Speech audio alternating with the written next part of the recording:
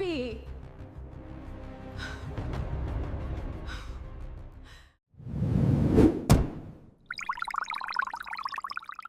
Ma'am, we need you to come pick up an item connected to your husband. The voice on the phone was calm, almost bored, like she said this sentence 20 times a day. "I'm sorry," I said. "My husband died 6 months ago." There was a pause, just long enough for my stomach to drop. "I understand, ma'am. Can you confirm the full name of the addressee, Raymond Allen Stevenson?"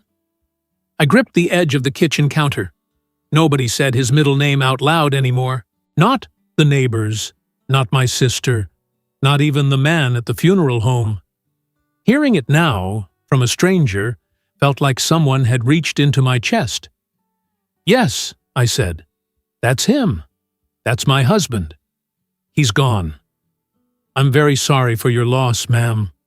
We still need someone to come collect the item. Would that be possible? We're located at the downtown post office annex, window number 4. I stood there with the phone pressed to my ear, staring at nothing, and I didn't answer right away. My mind was somewhere else entirely. It was doing the thing it always did lately, drifting backward to a version of my life that didn't exist anymore. That's where I need to take you first. Not to the phone call. To the morning. Because you have to understand what my days looked like by then, how quiet and gray they'd become, before you can understand what that phone call did to me. I woke up that morning the way I woke up every morning since Ray died.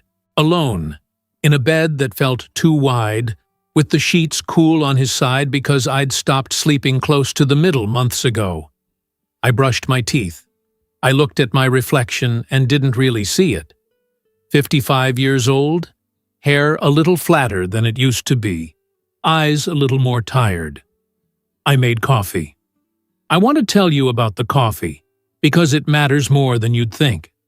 For 31 years, Ray got up before the sun, 4:30 in the morning, every single day, rain or shine, weekday or weekend. He never used an alarm. His body just knew. He'd pad down to the kitchen in his socks, and by the time I woke up 2 hours later, the whole house smelled like coffee and something warm, something like cedar and toast. He'd already be dressed by 5, already gone by 5:30, off to the shop to open up before anyone else arrived. He liked the quiet hour before the world woke up, he used to say. Said it let him think clearly before he had to hold another man's $12,000 watch in his hands. I never once asked him to teach me how he made that coffee. I never once thought I'd need to know. Now I make my own, alone, in a kitchen that used to smell like him and doesn't anymore. And I'll be honest with you, it never tastes as good as his did. I've used the same beans, the same pot, even the same chipped blue mug he always left on the drying rack. It's never the same. I used to think that was just something people said about grief. That everything tastes a little duller when someone you love is gone. Maybe that's exactly what it was. I didn't think much more about it that morning. I just drank it, and it was fine, and I went on with my gray little life. Ray was a watchmaker. Not the kind who sells you a battery at the mall. A real one. The kind that barely exists anymore. He trained for years under an old man who trained under someone older still, and by the time he was 40, people drove hours just to have him touch their watches. Rolexes, Patek Philippe's, Audemars Piguet's, pieces worth more than the car they drove to bring them in. Grown men would hand him a watch that cost more than my first house, and Ray would just nod, turn it over in his fingers and say, "Let's see what's wrong with you," like he was talking to an old friend. He never acted like it was a big deal. That was the thing about Ray. He drove a car so old it had a cassette player he never bothered replacing. He fixed it himself in our driveway on Saturdays, grease under his fingernails, radio playing some ball game. He wore a plain watch on his own wrist, a simple wind-up thing. Nothing fancy, even though he could have had any watch in that shop if he wanted. He used to say, "A man doesn't need an expensive watch to know what time it is."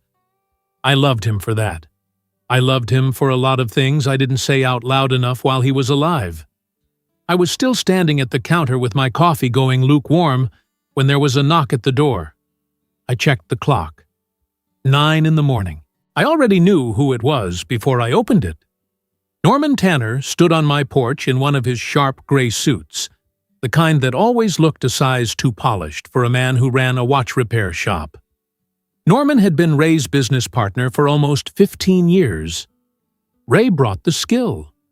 Norman brought the talk, the smile, the way of making rich clients feel like they were his oldest friends. Different men, but somehow it worked.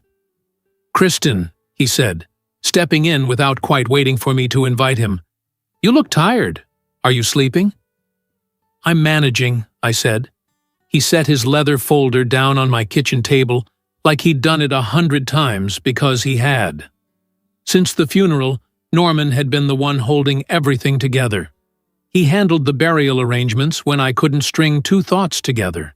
He sat with me through the paperwork, the probate meetings, the endless forms with Ray's name typed at the top, like he was still just a file somewhere instead of gone. Norman brought me soup that first week. Norman called every few days just to check on me. I used to tell my sister I didn't know what I would have done without him. "I just need a few papers from the shop's files," he said, flipping through a folder without quite looking at me. "Boring stuff. Accountant things." "Take whatever you need," I said. He nodded, gathering a small stack, and then he paused. Just for a second. It was such a small thing, I almost missed it. "Kristen, can I ask you something? Did Ray ever keep any old papers at home?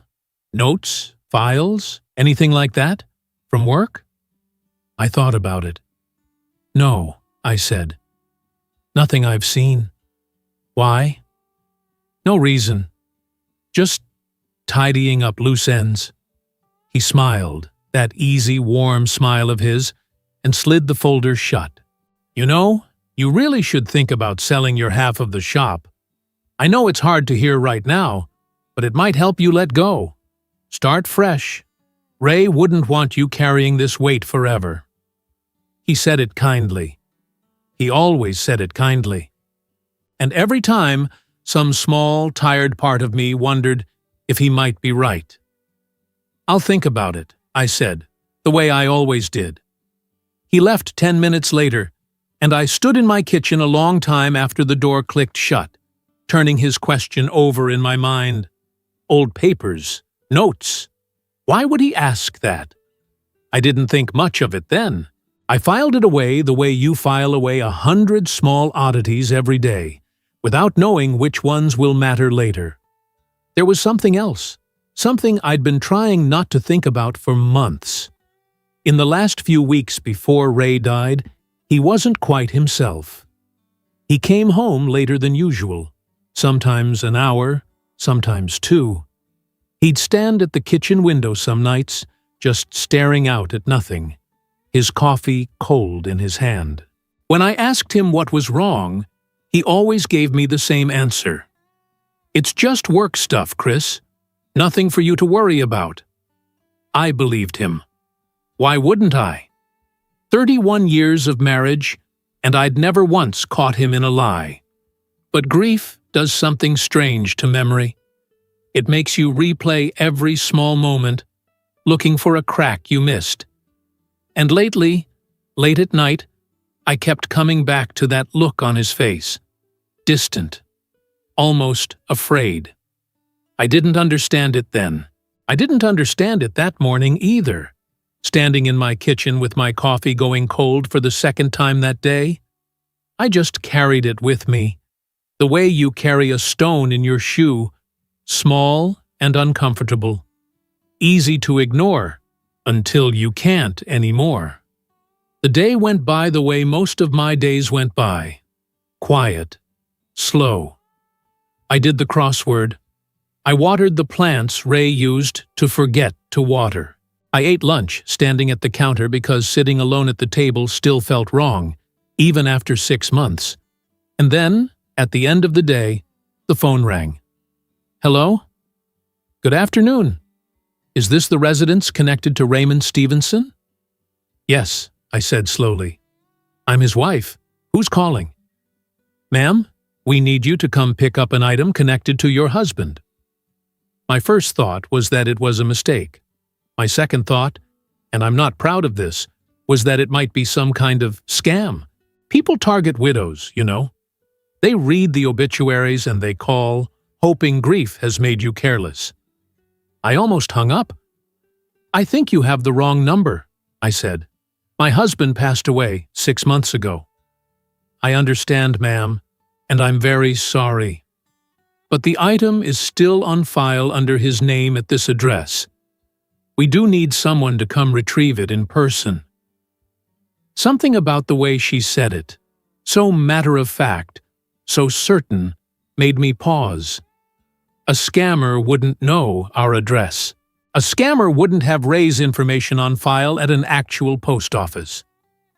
What kind of item is it? I asked. I'm not able to say over the phone, ma'am. You'll need to come in with identification. I can come right now, I said, already reaching for my keys. I'm sorry, ma'am. Pickup closes for the day at 5. You'll need to come first thing tomorrow morning. I looked at the clock. 4:58. Fine, I said. Tomorrow morning, first thing. Wonderful. We'll see you then, Mrs. Ashley. I froze with my hand still on my keys. I'm sorry, I said. What did you call me? But the line had already gone dead. I stood there in my kitchen, the phone still pressed against my ear, listening to nothing but silence and my own heartbeat. Ashley. Not Kristen. Ashley. I had been married to Raymond Stevenson for 31 years. I knew every scar on his hands, every story behind every one of them. I knew the sound of his footsteps on our porch before he even reached the door. I knew him. I had never heard the name Ashley in my life. The name sat in my chest all night like a stone I'd swallowed whole. I tried to make dinner. That much I remember clearly. I stood at the stove with a pan of chicken and vegetables, my mind circling that word over and over, Ashley, Ashley, Ashley, until the oil popped and caught the side of my hand. I hissed and pulled back, ran cold water over the burn, and stood there a long moment just staring at the faucet, wondering how I'd managed to hurt myself doing something I'd done 10,000 times before. I ate almost nothing.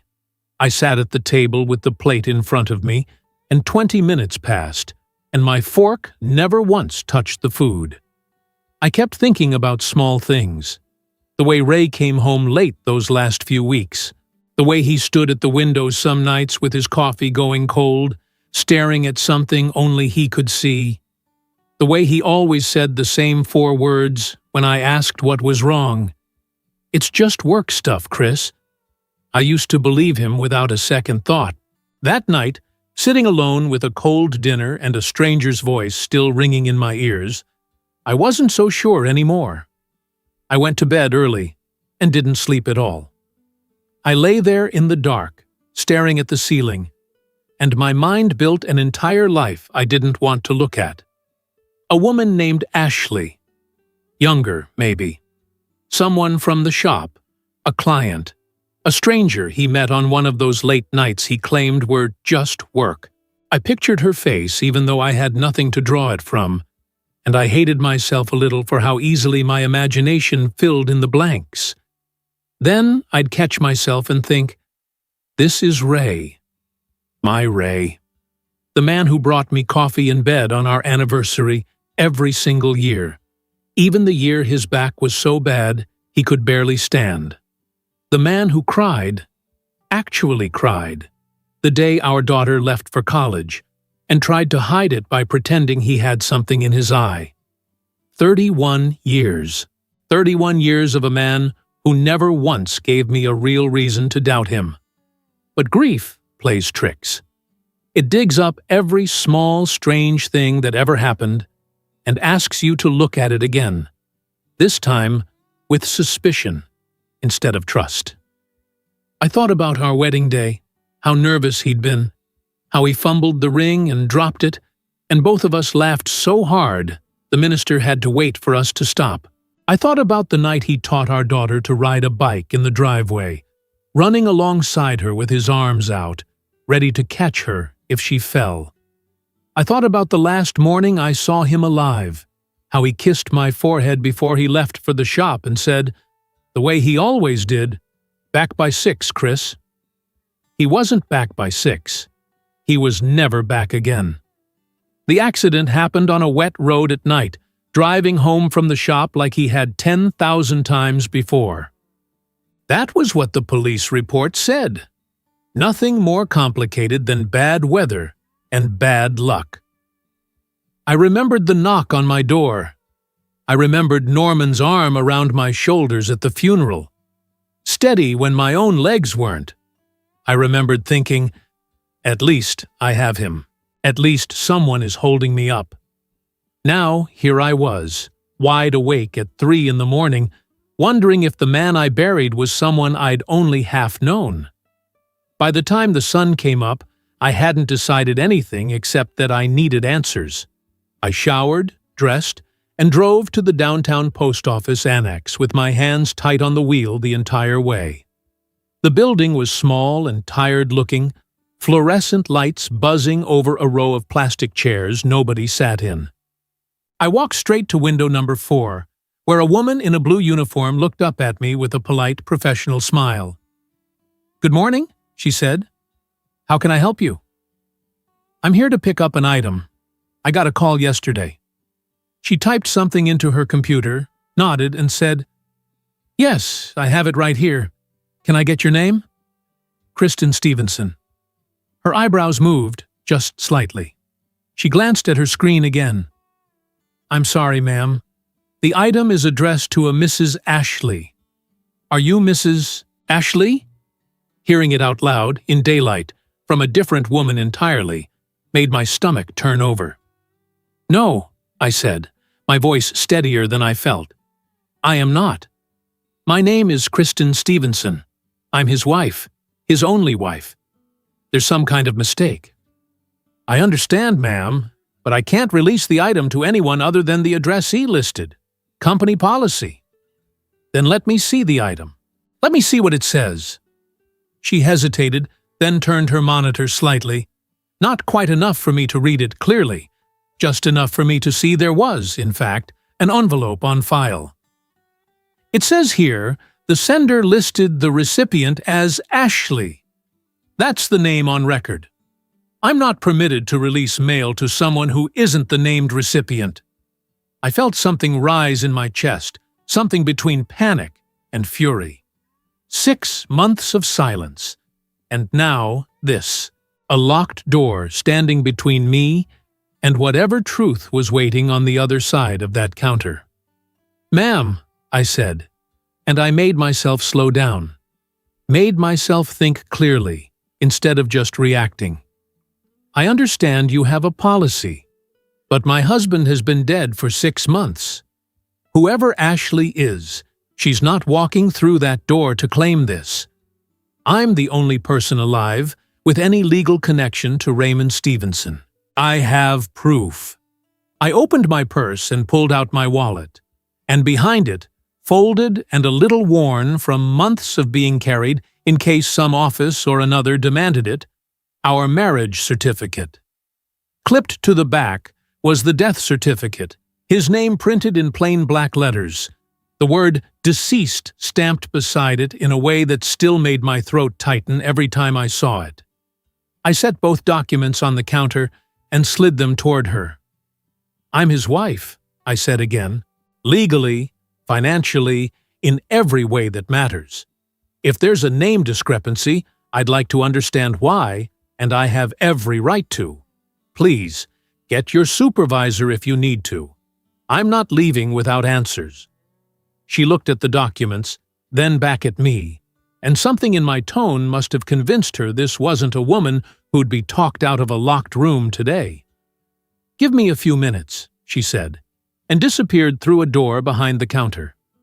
Those minutes felt endless. I stood there gripping the edge of the counter, watching the clock on the wall tick forward. 1 minute, 3 minutes, 7 minutes, while my mind ran through every possible explanation and discarded each one before it finished forming. 10 minutes passed before she came back, this time with a folder in her hand and a different, more careful look on her face. "I spoke with my supervisor," she said. "Given the documentation you've provided, and given that the addressee is confirmed deceased, we can release the item to the next of kin. I just need your signature here, confirming pickup." I signed my name with a hand that wasn't quite steady. She slid a plain white envelope across the counter, and the moment I saw it, everything else in the room fell away. "Care of Ashley," it read. In handwriting, I would have known anywhere on earth. The slant of the R, the way he always crossed his T's a little too high, the small, careful print of a man who spent his life doing precision work with his hands. Beneath it, the return address. Raymond Stevenson. Our address. His name, his writing, sent by his own hand. My eyes filled before I even opened it. I hadn't seen his handwriting in 6 months. Not on a note, not on an old grocery list. Nothing. And here it was, fresh and certain, like he'd written it yesterday. I didn't wait until I got to the car. I tore the envelope open right there at the counter, my hands shaking so badly I nearly ripped the letter inside along with it. I unfolded the single page, and my eyes went straight to the top, desperate for anything that would explain the impossible fact that my dead husband had somehow sent me mail. Kristen. Kristen. My love. If you're reading this, it means I never got the chance to tell you myself, and I am so sorry for that. I'm sorry for the name on the envelope. It wasn't for another woman. It was never for another woman. I used it to protect you, and I'll explain everything. But first, you need to go to the shop.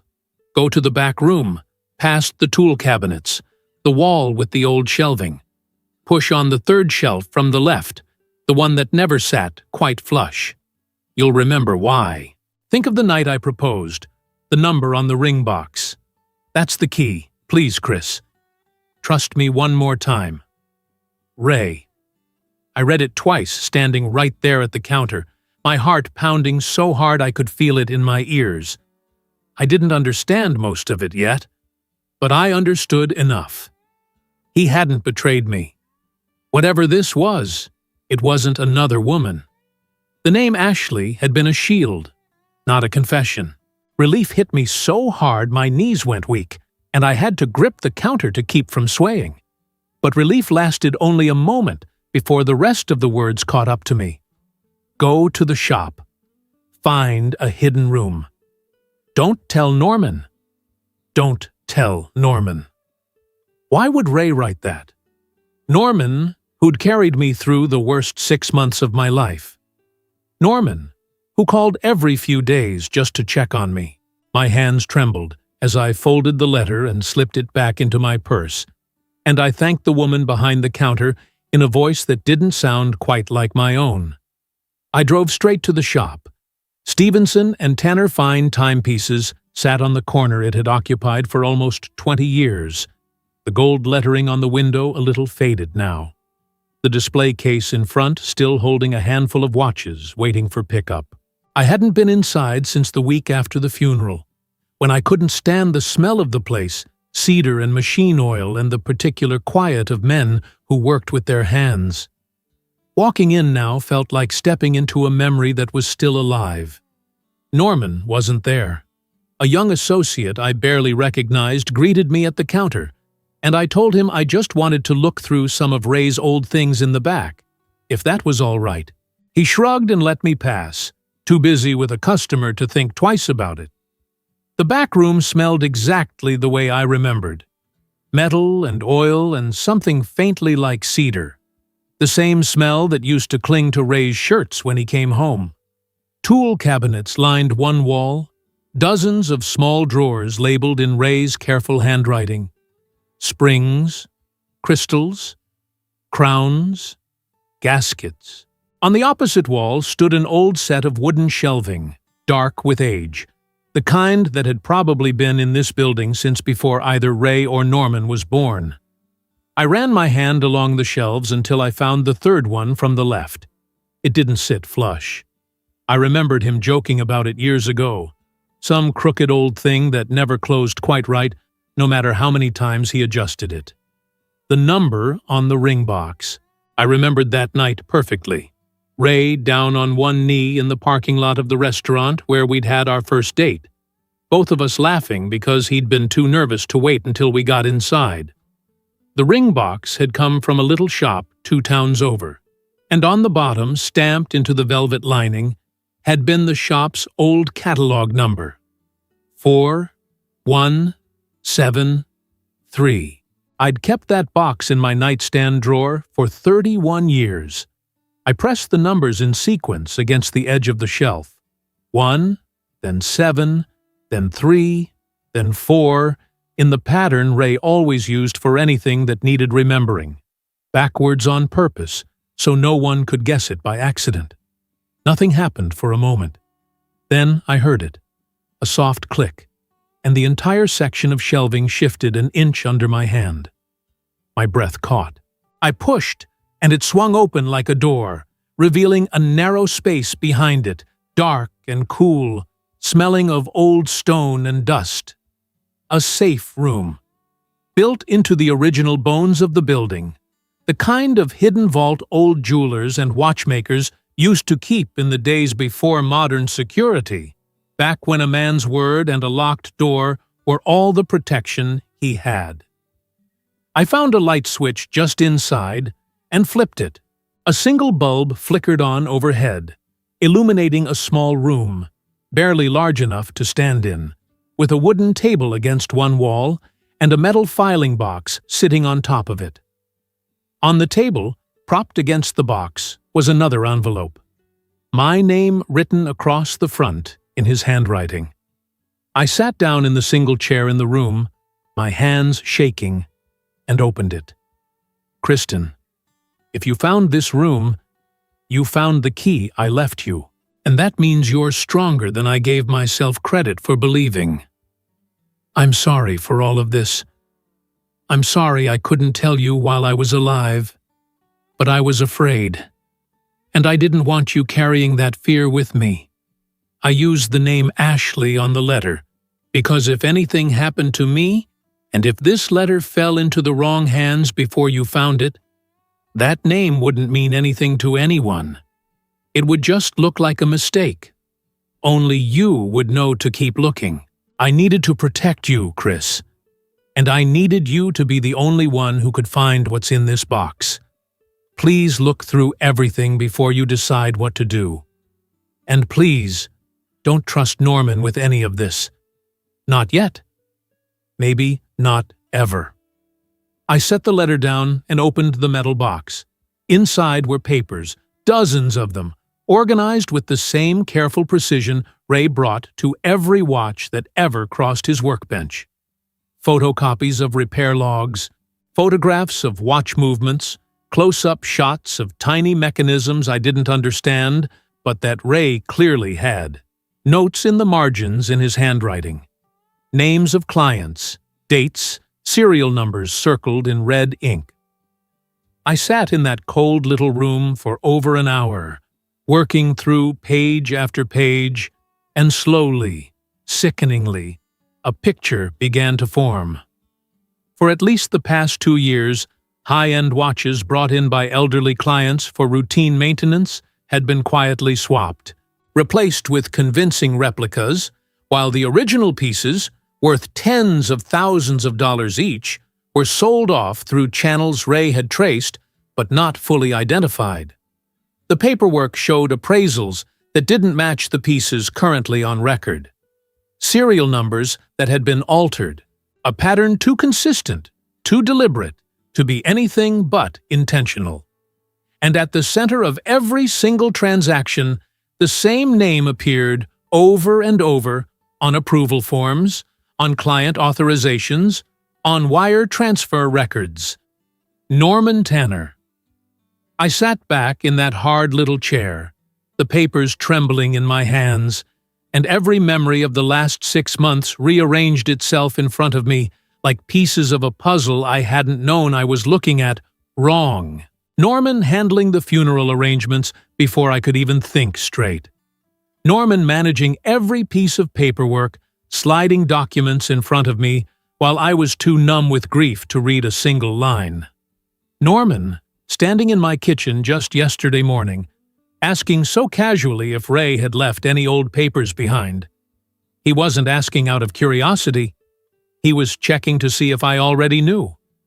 Norman gently, endlessly, suggesting I sell my half of the shop, telling me it would help me heal, telling me Ray would want me to let go. He wanted the shop. All of it. Free and clear, with no widow left holding a share, no one left who might one day find exactly what I was holding in my hands right now. I dug further into the box and found a slim stack of legal documents, some already signed by me. I recognized them immediately. Part of the inventory paperwork Norman had walked me through weeks ago, papers I'd signed without reading closely, because I trusted him, because I was drowning in grief, and grateful someone else was keeping their head above water for both of us. Buried among the routine forms was a draft power of attorney, a transfer agreement for full ownership of the business, contingent on my signature on a final form, Norman kept saying was almost ready. If I signed it, whatever remained of Ray's half of that shop, my half now, would belong entirely to Norman Tanner. And beneath that, a final note in Ray's handwriting, added more recently than the rest, the ink darker, the letters pressed harder into the page like he'd been writing in a hurry, or with fear steadying his hand instead of calm. If something happens to me, don't assume it was an accident. And Chris, once the transfer is done, once he has it all, I don't think he'll have any reason left to keep you safe. The only thing standing between Norman Tanner and everything he wanted was me. I put everything back in the box exactly the way I'd found it. Closed the shelf until I heard the soft click of the latch settling into place, and walked out of that back room with my heart hammering and my face doing its best impression of calm. The associate at the front barely glanced up as I passed. I got into my car, locked the doors, and sat there for a long moment before I trusted myself to drive. I couldn't go home and fall apart. Not yet. If Norman had done what Ray's letter suggested, if he'd truly had a hand in Ray's death, then every ounce of grief I'd let myself feel around that man over the past 6 months had been handed to a stranger wearing a mask. And if he suspected for even a moment that I knew, I understood exactly what Ray's letter meant when it said he might not have any reason left to keep me safe. So I did the only thing I could think to do. I smiled. Norman called that evening, his voice warm and easy as always. "Just checking in," he said. "How are you holding up?" "I'm all right," I told him, and I was surprised at how steady my own voice sounded. "Tired, but all right. You know, I was thinking about that transfer paperwork. No rush, of course, but whenever you're ready to sign, it would really simplify things for both of us." "I'll look at it soon," I said. "I've just had a lot on my mind." "Of course you have. Take your time, Kristen. I'm not going anywhere." I hung up the phone and sat in my dark kitchen for a long time afterward, turning his words over in my mind. I'm not going anywhere. 6 months ago, that sentence would have comforted me. Now it felt like a threat wearing a friendly voice. I knew I couldn't do this alone.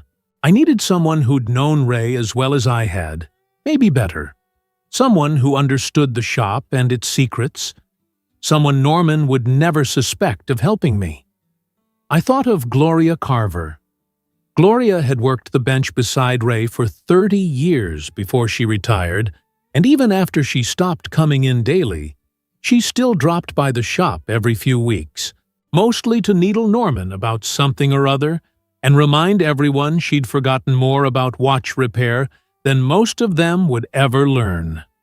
She was 72 years old, sharp as a tack, with a memory like a steel trap and absolutely no patience for nonsense.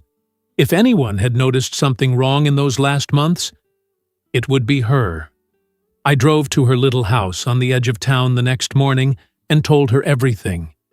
The phone call, the letter, the hidden room, the papers with Norman's name on every page. Gloria sat very still through all of it, her hands folded in her lap, her face growing harder with every sentence. When I finished, she was quiet for a long moment. "I knew something was wrong with him those last months," she finally said.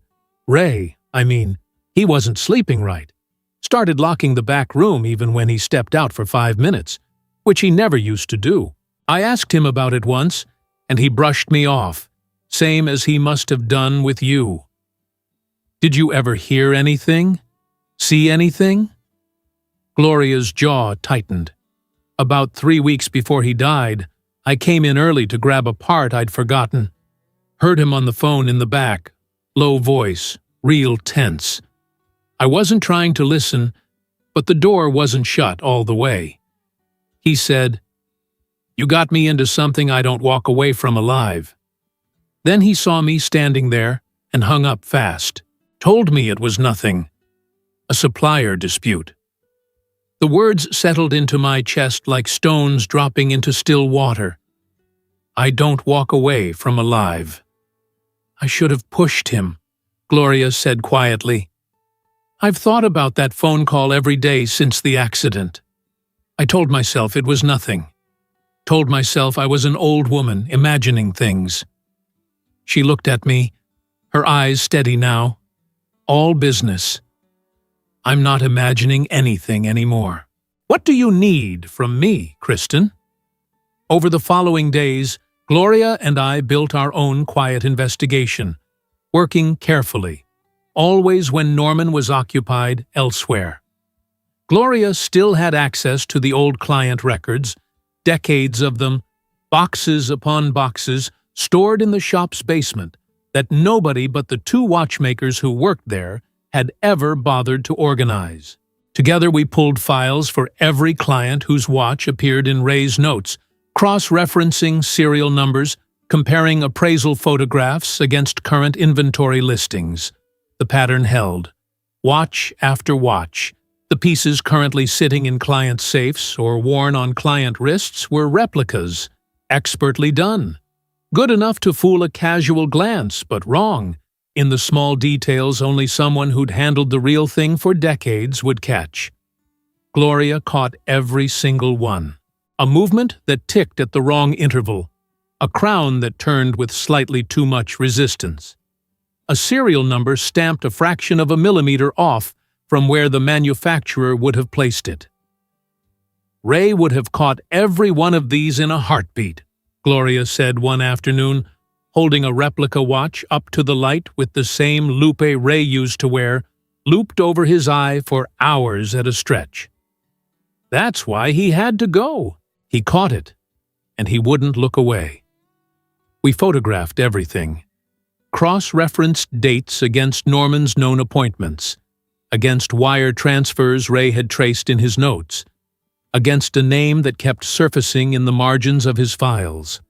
A private buyer somewhere out of state who seemed to be the one purchasing the original pieces once they were pulled from circulation. It wasn't proof enough for a courtroom yet, not entirely, but combined with Ray's own documentation, it painted a picture too clear to argue with. I kept smiling at Norman the whole time. I kept saying, "I'll look at it soon," whenever he mentioned the transfer papers. I kept my voice light on the phone and my hands steady when he was in the room, even as every instinct in me screamed to put as much distance between us as possible. But Norman wasn't a fool, and a week into our quiet work, I started to feel it. The way his eyes lingered on me a half-second too long. The way his questions got more specific. "You've been distracted lately," he said, stopping by unannounced on a Tuesday afternoon, standing in my doorway with that same easy smile that used to comfort me and now made the hair on my arms rise.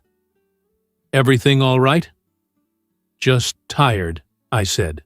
"Grief doesn't run on a schedule." "Of course." He paused a beat too long. "You haven't mentioned the transfer paperwork in a while. I just want to make sure I'm not pushing you too hard. I know how overwhelming all this legal business can be for someone in your position." For someone in your position. I felt the words land like a hand pressed flat against my chest. "I appreciate that," I said. "I'll get to it soon." He nodded slowly, studying my face in a way that felt less like concern and more like calculation. "You know, Kristen, I've heard some talk. People saying the grief is getting to you.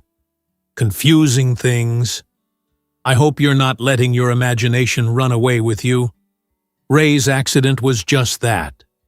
An accident. I'd hate for anyone to think you weren't thinking clearly these days." He said it gently, kindly even, but I understood exactly what he was doing. Laying groundwork. Preparing anyone who might ask questions later to believe that the grieving widow had lost her grip on reality, making sure that whatever happened next would look, to the outside world, like a tragedy nobody could have predicted. I didn't sleep that night either. 3 days later, I came home from Gloria's to find my back door unlocked.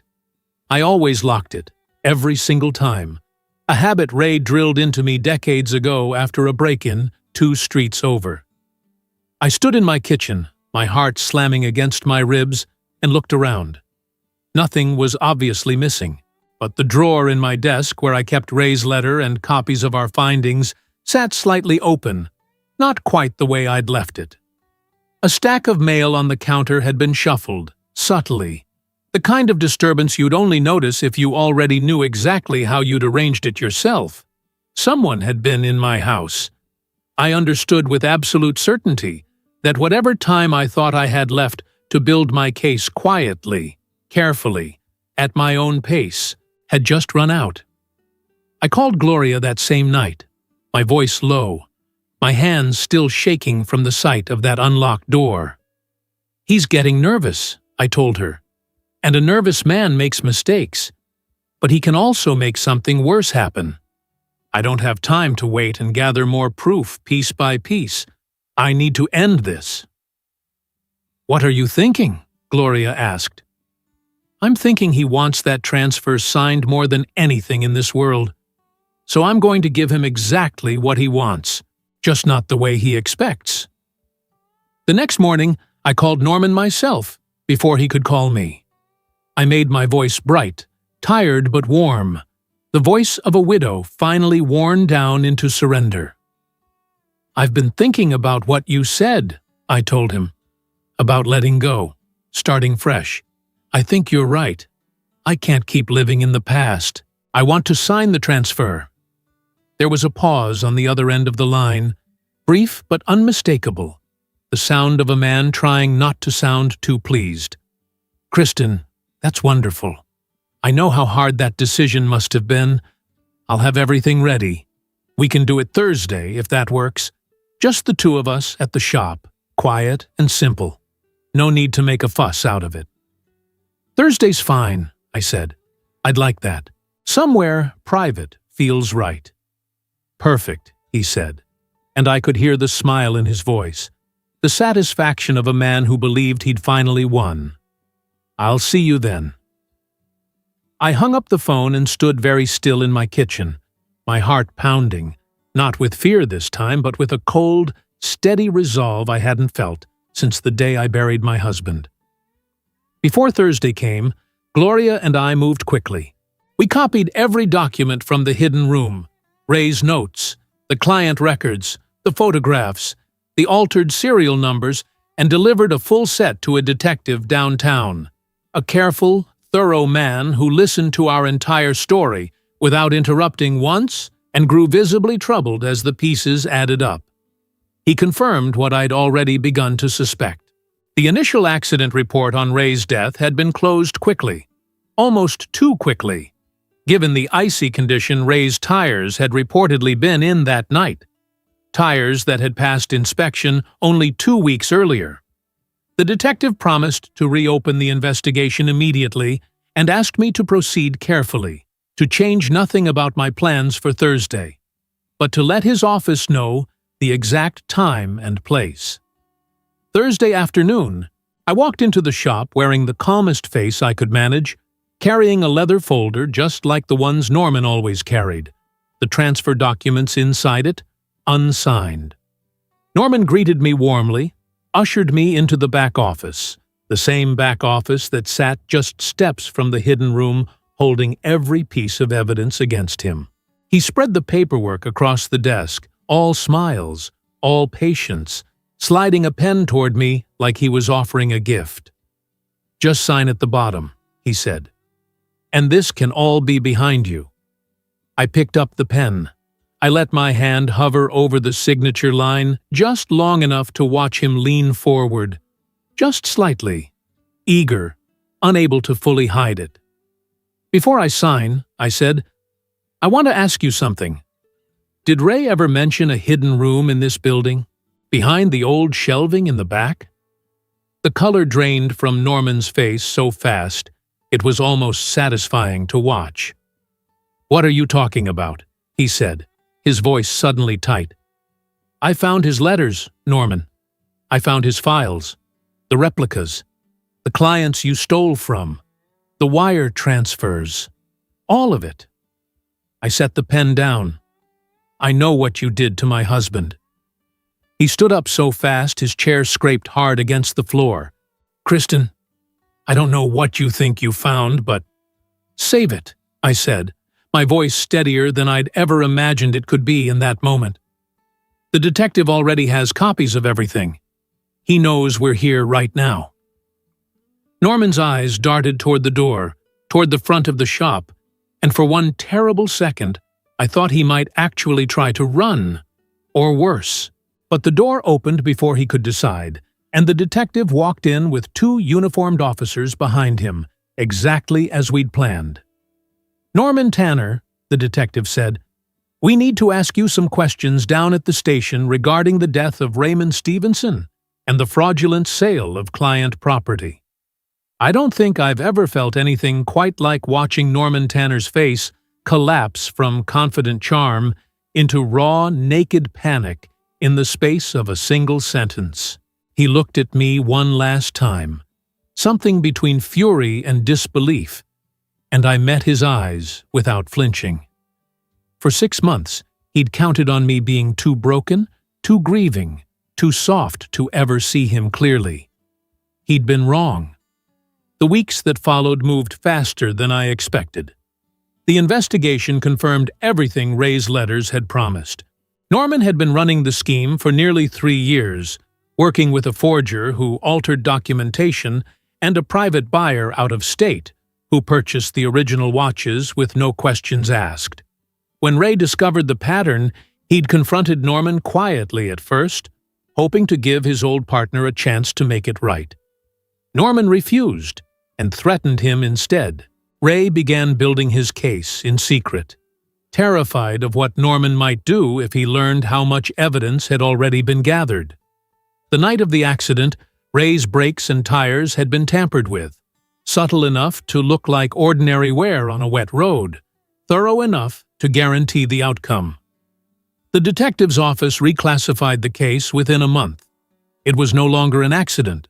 It was homicide, and the evidence pointed directly at Norman Tanner, along with 2 accomplices, the forger who'd altered the watch documentation and the out-of-state buyer who'd purchased pieces he knew weren't legitimately his to buy. All 3 were arrested within weeks. Norman was charged with fraud, evidence tampering, and Raymond Stevenson's murder. The forger took a plea deal in exchange for testimony. The buyer, facing charges of his own, agreed to return every watch still in his possession. More than a dozen pieces belonging to grieving families who'd had no idea their loved ones' treasured heirlooms had been quietly stolen out from under them. One by one, over the following months, those watches made their way home. An elderly man in a nearby town wept when a detective placed his late father's Patek Philippe back into his hands. A widow not so different from me finally understood why her husband's beloved Rolex had never quite ticked the way she remembered. It felt, in some small way, like justice reaching backward and forward at once, righting wrongs on both ends of a man's greed. A few days after the arrests, once the investigation had settled into its slower official rhythm, I went back to the shop alone.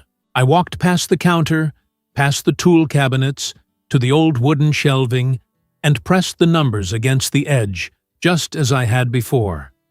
The shelf clicked open, quiet and familiar now instead of frightening.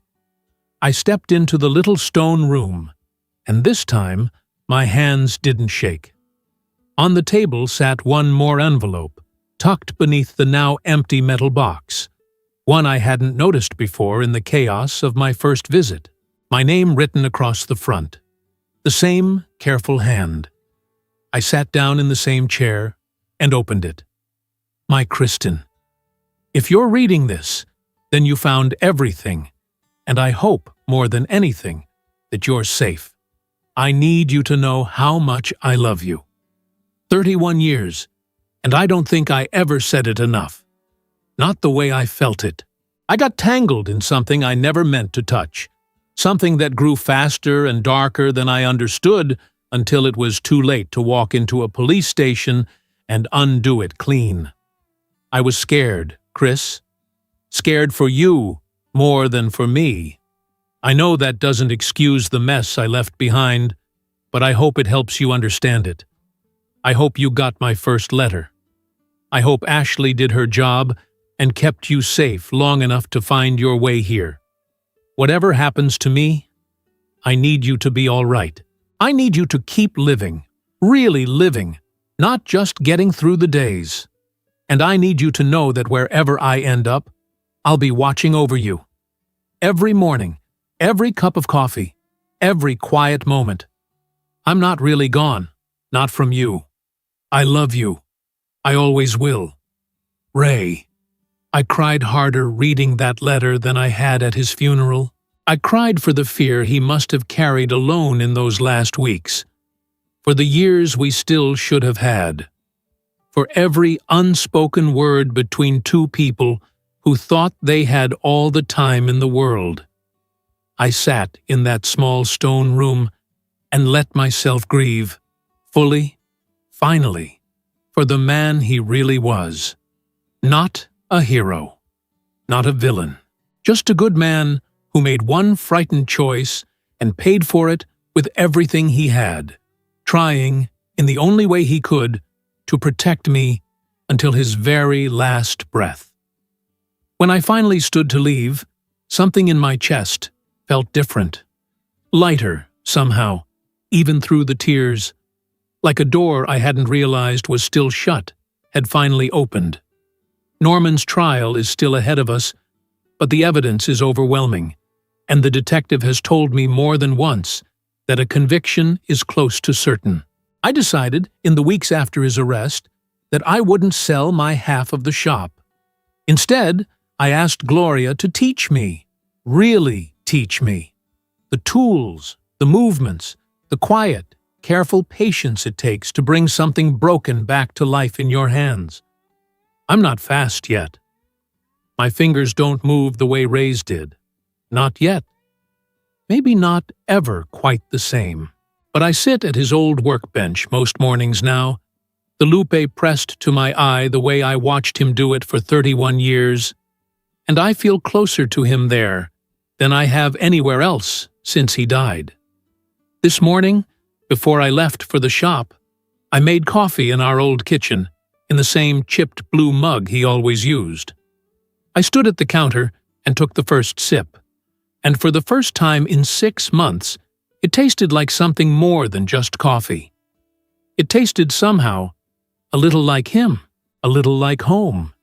If you've made it this far with me, thank you for staying, for listening to Ray's story and mine all the way to its end. If this story moved you, I'd be so grateful if you'd give it a like and subscribe to the channel. It truly is a simple thing, but it means the world and helps this story reach someone else who might need it too. Thank you for the company today and for sharing your coffee with me.